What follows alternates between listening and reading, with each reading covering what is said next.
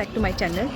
तो आज हम आपको लेके जा रहे हैं परमंडल, जिसको हम बोलते हैं छोटा काशी भी। तो चलिए हम आपको दिखाते हैं कि क्या है वहाँ पे और क्यों उसको छोटा काशी बोला जाता है। तो बनिए रहिए हमारे साथ।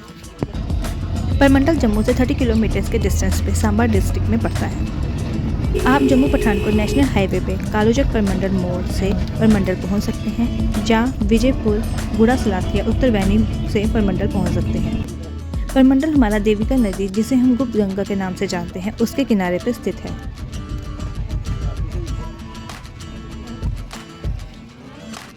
और बात रही यहाँ की डेवलपमेंट की, तो इसकी डेवलपमेंट तो मैंने खुद होते हुए देखी है कि ये पहले सारा एरिया खुला था और अब यहाँ पे पुल वगैरह बने हैं। तो मतलब यहाँ पे मंडल में तो अच्छी खासी डेवलपमेंट चल रही है। देविका नदी यहाँ पे गुप्त रूप से बहती है, इसलिए यहाँ पे उन्हें गुप्त गंगा के नाम से जाना जाता है। तो ये रही हमारी गुप्त गंगा देविका नदी। यहाँ से देविका नदी बहती है और देविका नदी को माता गंगा की छोटी बहन बोला जाता है। और यहाँ पे ये गुप्त गंगा की तरह से बहती है, मतलब ये नदी गुप्त है, बाहर ज़्यादा आती नहीं है। अगर आप इसको खोदो तो बाहर निकल जाती है, इसलिए इसको बोला जाता है गुप्त गंगा। देविका माता गंगा माता की बहन है, इसलिए कहा जाता है कि आप किसी भी तीर्थ में जाएं, उसके बाद आपको परमंडल आना पड़ता है। अगर आप नहीं आएंगे तो उसका फल निष्फल हो जाता है within a period of 12 years. So here we are in Purmandal. आज यहाँ पे जैसे हमें पता है कार्तिक मास की पूर्णिमा है, तो यहाँ पे आज महोत्सव नवरात्रि की मेल लगती है, इसलिए यहाँ पे हर रश होता है। तो हम आपको दिखाते हैं यहाँ पे। ये देखिए, ये है यहाँ पे दाती का मंदिर और रश तो आप देख ही सकते हैं। यहाँ दाती का है और यहाँ पे सामने ही हमारे बाबा जी का मंदिर है। यहाँ जगह की विशेषता है कि तो क्या ही बात की जाए।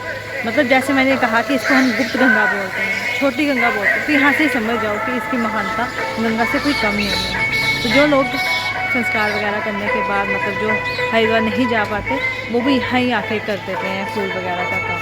मतलब इस जगह की महानता बहुत ज़्यादा है, आप देख सकते हैं यहाँ पे। तो ये है माता देवी का गुप्त गंगा, जो यहाँ से आप जिस जगह से आप मिट्टी खोदेंगे उस जगह से आपको पानी निकलना शुरू हो जाएगा दिखता हुआ। चलिए हम आपको दिखाते हैं जगह जगह यहाँ से पानी निकल रहा है। ये देखिए, आपको सिर्फ रेत ही रेत दिख रही है और रेत को आप यहाँ से भी खोदेंगे वहाँ पे पानी ही पानी दिखेगा, इसलिए तो ये सारा एरिया पानी ही पानी दिखता है। कहते हैं कि यहाँ पे जिनका भी संस्कार किया जाता है उनकी अस्थियाँ उठाई नहीं जाती, क्योंकि वो देविका नदी में ही मिल जाती हैं। हम लोगों ने तो बचपन में बहुत ज़्यादा खोता हुआ है पानी, बड़ा मज़ा आता था सीरियसली। इसलिए इसको बोला जाता है गुप्त गंगा। हर साल बैसाखी के दौरान 3 दिन का मेला लगता है, जिसको हम परमंडल मेला बोलते हैं, जो यहाँ की सबसे बड़ी खासियत है। इंडिया की सबसे महान सबसे खासियत की बात ये है इसका शिव मंदिर, प्राचीन शिव, जो हम आपको यहाँ पे हम लेकर जाने वाले हैं। इस शिव मंदिर की तो क्या ही बात करें यार, ये एरिया इतना प्यारा है और शिव मंदिर तो मतलब आता है। तो चलिए शिव मंदिर जाते हुए पहले हम चलते हैं राधा कृष्ण के मंदिर में।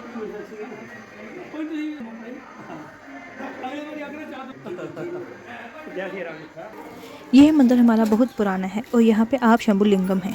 यहाँ पे शिवरात्रि और चैत्र चौदस पर हज़ारों की संख्या में देश विदेश से तीर्थ यात्री आते हैं।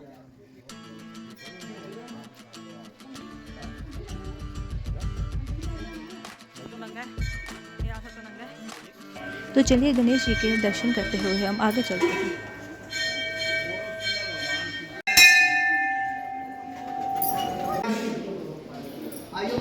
इस मंदिर की विशेषता ये है कि आप यहाँ पे जितना मर्जी जल चढ़ा लीजिए, कभी भी इसका जो लेवल है वो ऊपर या नीचे नहीं होता। जो मंदिर है आज से 2600 वर्ष पुराना मंदिर है। कश्मीर के राजा ने अवंती वर्मन जी ने मंदिर का निर्माण किया है। यहाँ पे हम जितना भी जल चढ़ाते हैं इसका आकार इतना ही रहता है, न से कम होता है, न ज्यादा। एक बार 100 बार हजारों बार चढ़ाओ तब भी ये इतना ही रहेगा। जो भगवान शंकर जी के यहाँ पे दर्शन है सर्व रूप में है, नाग रूप में, कुदरती पिंडी है जी। तो आज से 2600 साल पहले अवंतीपुर के राजा ने यहाँ पे इस जंगल में शिकार किया था एक गिद्धड़ का। उसी राजा के घर में उस गिद्धड़ी ने कन्या रूप में जन्म लिया था। तो जैसे उस बच्ची का जन्म हुआ था, रोती रहती थी, इलाज करवाते थे, ठीक नहीं होती थी। तो उन्होंने जितने विद्वान पंडित ज्योतिष थे उनको जब बुलाया तो फिर किसी पंडित ने बताया था कि इस कन्या को पाप लगा, आपने कोई देवतान की गलती की है, जिसने आपके घर में कन्या रूप में जन्म लिया। आप उसकी हत्या मनवा के उसका पश्चाताप करके मंदिर बनवाइए, क्योंकि तब ये जंगल था। तो अवंतीपुर के राजा ने अपनी सेना भेजी कि तलाश करो वो जगह है कहाँ। तलाश करते करते स्थान पे आए तो शिव कुंड में से उसकी खोपड़ी मिली, कंगाल था, उसके सर में तीर लगा था गिदड़ के। तो जब वो तीर निकला तो उस बच्चे को आराम हुआ। फिर उन्होंने इस मंदिर का निर्माण किया, उसका पश्चाताप करके, और उस गिदड़ का मंदिर इसके पीछे लगाया। जैसे कि हम वैष्णो माता जाते हैं, भैरवनाथ जी के दर्शन करते हैं, हमारी यात्रा सफल होती है। इसी प्रकार भगवान शंकर जी के दर्शन करने के बाद गिद्दी के भी दर्शन किए जाते हैं। फिर इससे बाहर वाला मंदिर राजा मान सिंह, जयपुर के राजा, काबुल में जो लड़ाई के लिए, तो उन्होंने भगवान शंकर जी के चरणों में मन्नत की कि अगर मैं काबुल से लड़ाई जीतूंगा आपके चरणों में एक मंदिर खड़ा करूंगा। फिर दूसरा मंदिर राजा मान सिंह जी ने बनाया और इसके ऊपर सोने का पानी चढ़ा, ये महाराजा रणजीत सिंह ने चढ़ाया। उसके बाद यहाँ पे है काशी विश्वनाथ जी के दर्शन, जो अभी हमारी काशी वाराणसी में है उनके दर्शन है, क्योंकि जिस समय जो प्रमंडल बना तो लोग काशी तक नहीं जा पाते थे।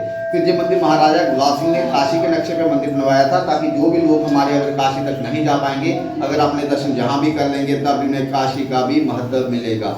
इसके साथ ही 121 मंदिर बनाया, जिनमें 11 शिवलिंग स्थापित है, कोई 1421 शिवलिंग है यहाँ पे स्थापित। ये भी महाराजा गुलाब सिंह जी द्वारा स्थापित हैं। और इसके बाद आगे नीचे गंगा माता, गुप्त गंगा, जो कि माता पार्वती का रूप है। जैसे लोग अस्थियां विसर्जन करने हरिद्वार जाते हैं, लेकिन यहाँ पे जो भी कोई संस्कार करता है, यहाँ से अस्थियां नहीं उठाई जाती, यहीं पे खड्डा खोदेंगे, उसी में दबा देंगे। उसके बाद आप जहाँ मर्जी देर खोदो, वो अस्थि आपको नजर नहीं आएगी। कहते हैं कि आप 4 धाम यात्रा भी कर लो, जब तक आपने प्रमंडल तीर्थ नहीं किया वो भी निष्फल कहलाता है। ये 12 साल तक गंगा माता देखती है। ये इस मंदिर का इतिहास है। बोलो शंकर भगवान की जय। बोलिए काशी विश्वनाथ।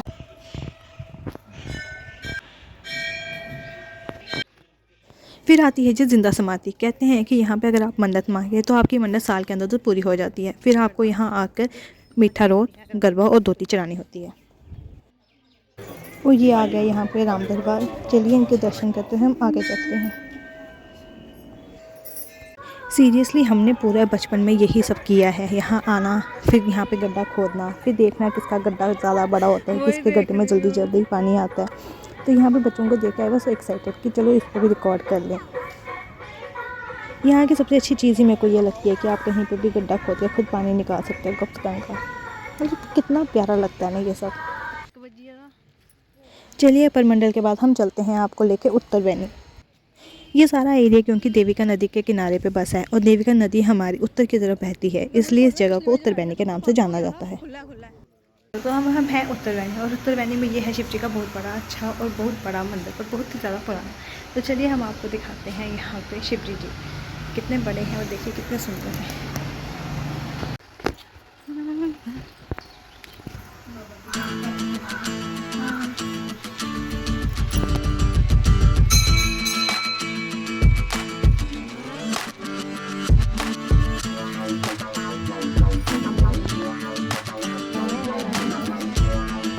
यहाँ पे तो गरबों का ढेर लगा था, जिसको देखिए आप एस्टिमेट लगा सकते हैं कि यहाँ पे कितने लोग आते होंगे।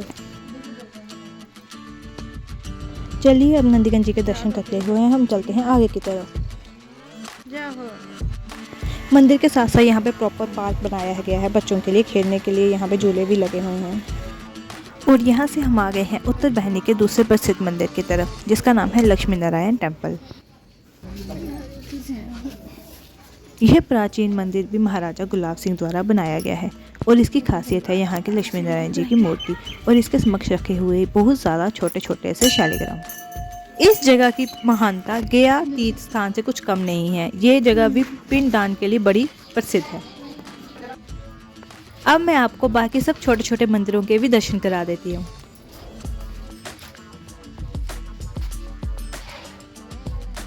जिस तरह से यहाँ पे भगवान नारायण के कुछ अवतारों को दर्शाया गया है, ये चीज़ मुझे बहुत प्यारी लगी।